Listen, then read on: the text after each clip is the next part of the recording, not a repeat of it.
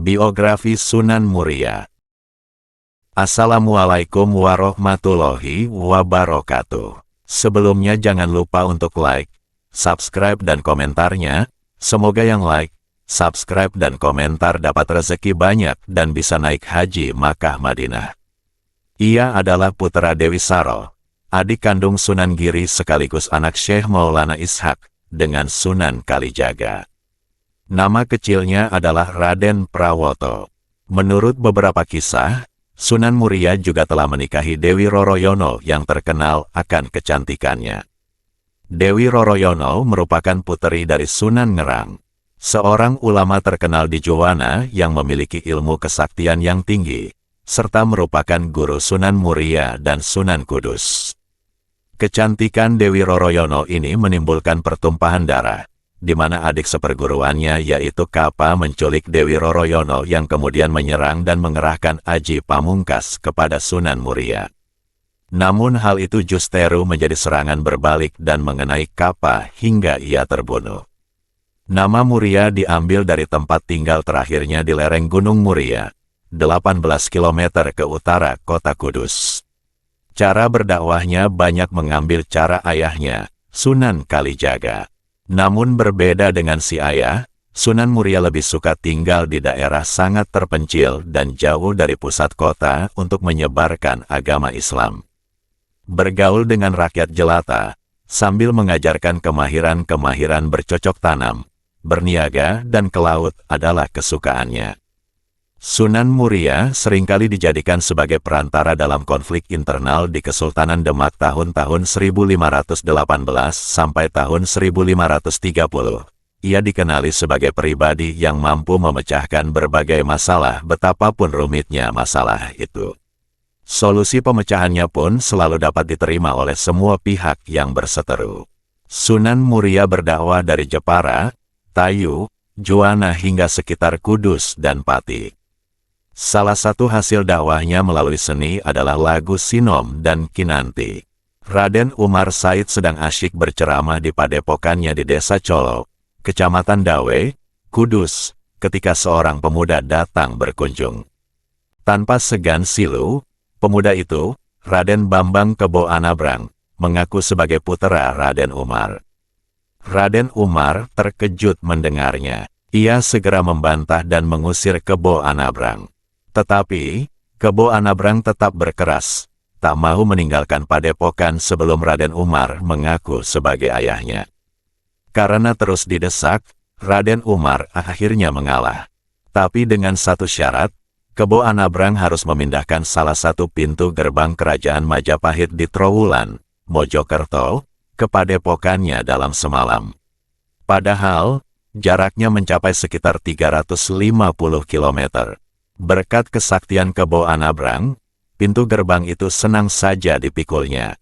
Tetapi, dalam perjalanan, Kebo Anabrang dihadang Raden Ronggo dari Kadipaten Pasatenan Pati. Raden Ronggo juga memerlukan gerbang itu untuk mempersunting Roro Pujiwati, putri Kiai Ageng Ngerang. Siapa saja yang sanggup membawa gerbang Majapahit itu ke Juwana berhak melamar Roro Pujiwati. Terjadilah pertarungan sengit. Masing-masing mengeluarkan kesaktiannya. Raden Umar terpaksa turun tangan melerai pertengkaran itu. Siapa yang sanggup mengangkat pintu gerbang, dialah yang berhak, kata Raden Umar. Ternyata, hanya Kebo Anabrang yang sanggup mengangkatnya. Ia pun melanjutkan perjalanan. Tapi, malangnya, begitu melangkahkan kaki, terdengar kokok ayam bersahutan, petanda pagi menjelang. Padahal, ia baru sampai Dusun Rondole, Desa Muktiharjo, yang berjarak 5 km dari kota Pati. Konon, sampai kini pintu gerbang itu masih berdiri di situ, dan dikeramatkan penduduk setempat. Itulah satu petikan cerita rakyat tentang Raden Umar Said, yang tak lain adalah Sunan Muria. Padepokannya di Colo terletak di lereng Gunung Muria, sekitar 800 meter di atas permukaan laut. Kalaupun Kebo Anabrang berhasil, ia akan sulit menuliskan silsilahnya. Maklum, sampai kini belum ada kajian yang jelas mengenai asal-usul Sunan Muria. Satu versi menyebutkan, Sunan Muria adalah putra Sunan Kalijaga. Ahli sejarah A.M. Nur Cahyo, 1974, dan Solihin Salam, 1964, 1974, yakin dengan versi ini. Berdasarkan kajian mereka, pernikahan Sunan Kalijaga dengan Dewi Saroh binti Maulana Ishak memperoleh 3 anak, yakni Sunan Muria, Dewi Rukayah, dan Dewi Sofia. Versi lain memaparkan, Sunan Muria adalah putra Raden Usman Haji alias Sunan Ngudung. Karya R. Darmowasito, Pustoko Darah Agung, yang berisi sejarah dan silsilah wali dan raja-raja Jawa, menyebutkan Sunan Muria sebagai putra Raden Usman Haji. Bahkan ada juga yang menyebutnya keturunan Tionghoa.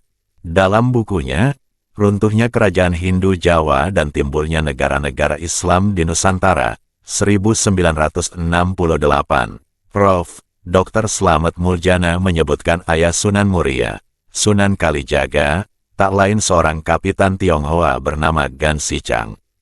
Sunan Muria disebut tak pandai berbahasa Tionghoa karena berbaur dengan suku Jawa.